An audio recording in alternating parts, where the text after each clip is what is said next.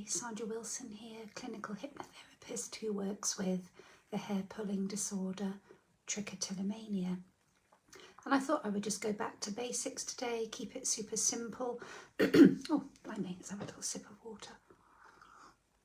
So, if you have been struggling with hair pulling and you really want to stop, but you keep having repeated relapses, here are 3 tips to help you build on success, help you to become a little more successful.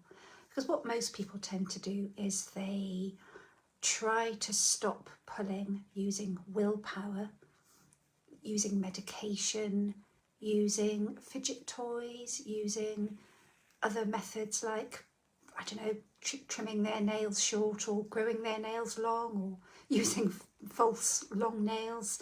So basically everything that you're trying or maybe have tried is very much focused on the pulling itself at that surface level, the habit level. So the 3 ways that you might be able to create greater success with stopping pulling. So number 1, yes, the habit level. So with repetition, it is possible to change a habit. Usually, I think I've read that it takes 21 days, 31 days. So with repetition, it is possible to create a new habit in place of an old one. So for example, whenever you notice your urge to pull, you could just do something different. It could be anything at all. It could be popping on your favourite playlist. It might be doing some deep breathing. It might be cuddling your dog, cuddling your cat. Just pick something that you can immediately do as soon as you notice the urge to pull.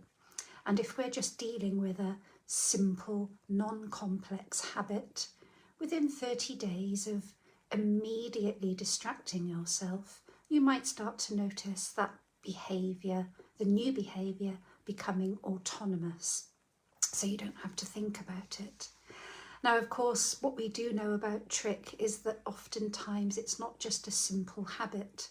There are subconscious, deeply emotional drivers and other conditions like PTSD, trauma, ADHD, other types of neurodivergence, our belief system, how much we are able to cope with stresses, challenges, etc.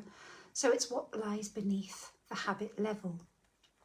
So this brings me to number 2. Use a little bit of Sherlock Holmes style insight into what you think might be driving the triggers. When do you notice pulling more? When do you notice pulling less? When you think about your life, when were you pulling less? When were you pulling more? And this would hopefully give you a little bit of insight into the triggers. And don't forget that some of them won't be obvious.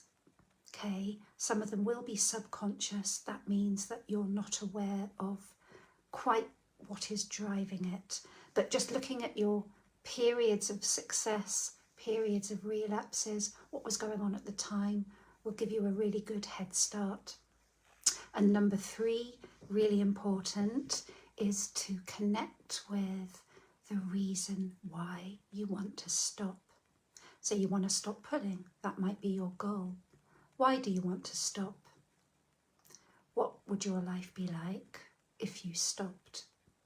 What would your life be like if you had wonderful, thick, glossy hair, glossy eyelashes? What would life be like if you could stop, say, for 6 months? What would you see yourself doing in 6 months' time? What would be different? So when you connect to your higher goals, your higher level why, your why power, rather than just using your willpower, that gives you what we call the motivation and the momentum. So you're connecting to a wider outcome of the goal. I hope that makes sense. What tends to happen is we get really fed up with the bald patches, with feelings of frustration, guilt, shame. So we use willpower when we're super motivated to stop. And then, of course, unless we see immediate results, we see immediate improvement in our self-esteem, confidence, social life, whatever, then it's all too easy to notice that when periods of stress, low mood or challenges, boredom, whatever happen, it's back to the pulling.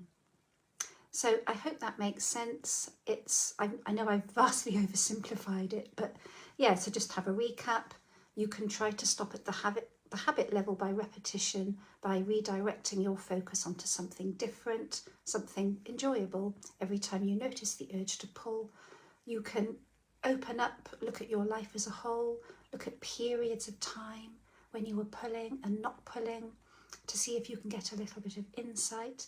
And number 3, connect to your wider goals, the big benefits, the outcome. And I hope that makes sense. Let me know what you think. Bye for now.